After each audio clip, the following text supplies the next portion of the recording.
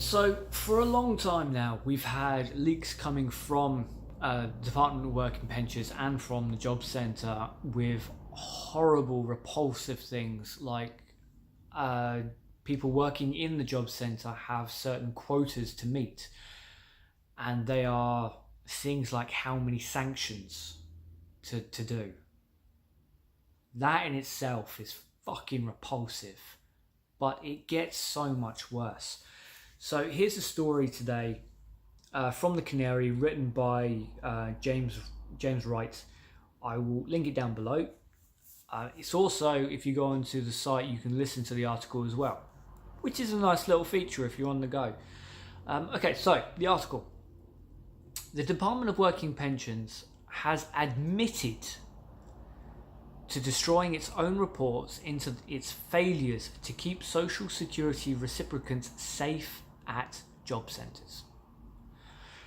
One of the 3 disabled people who wrote the report said she believes that because the DWP didn't want to see the report published, the government department was facing a Freedom of Information request from the Disability News Service to release the report, and the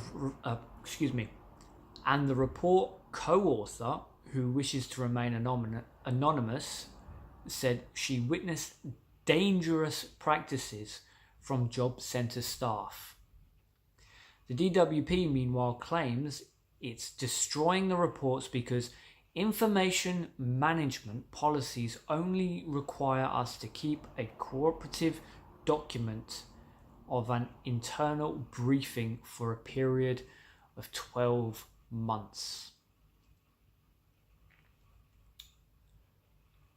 Now that could be true, but as I've probably said a million times on this channel, I work in care. We have a minimum of 5 years paperwork every single day for every single one of our guys. Minimum 5 years. So 12 months, it's not unbelievable, but there is something very suspicious about it. Facing into admission, the disabled people wrote the report in September 2017 as part of a DWP bridge building scheme to Community Partners Initiative. The following spring, the DNS issued a Freedom of Information request in an attempt to access the report, but the DWP delayed responding to the request until DNS complained to the Information Commissioner's Office. It was only when the Commissioner's Office got involved that the DWP admitted destroying reports.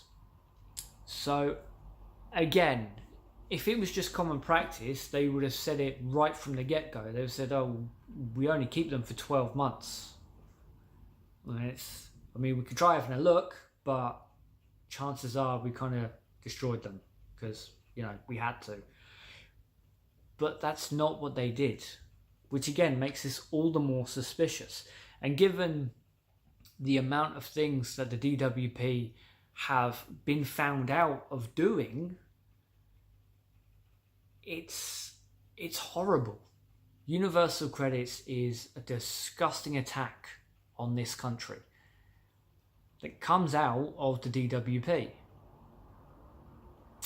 Again, I'm going to leave the full report down below, but it goes to show time and time again, and I've said before, I read stories like this 3-4 times a week.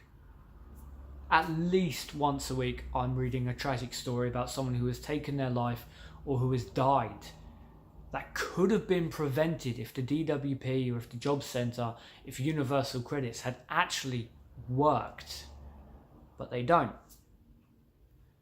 So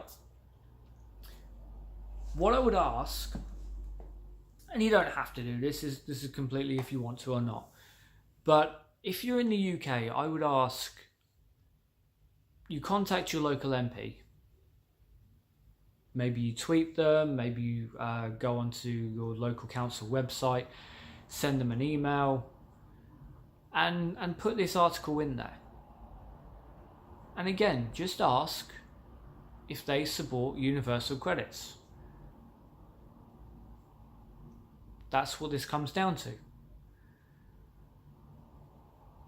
If they say yes, or anything other than a flat out no, and none of this bullshit that some MPs have come out with, oh, it needs a little bit of tweaking, needs kind of reforming, but yes, I do. No.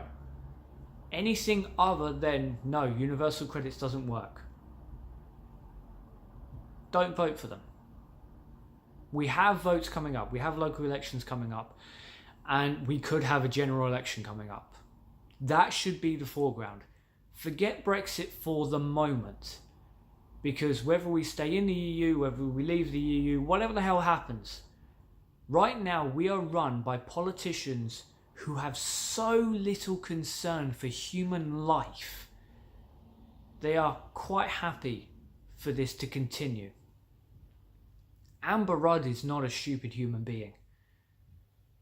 She knows that this is happening. And Esther McVeigh knew that this was happening before Amber Rudd was rewarded with her blind obedience and loyalty to May. It can't be accepted any longer. It really can't. Stop voting for Conservatives. Stop voting for politicians who are happy to see people die in this country. Forget the EU. Forget the myths, the monsters, the boogeymans, or whatever reason you have to love or hate the EU. Hold our own politicians accountable today. Because tomorrow you might not be well enough to fight back.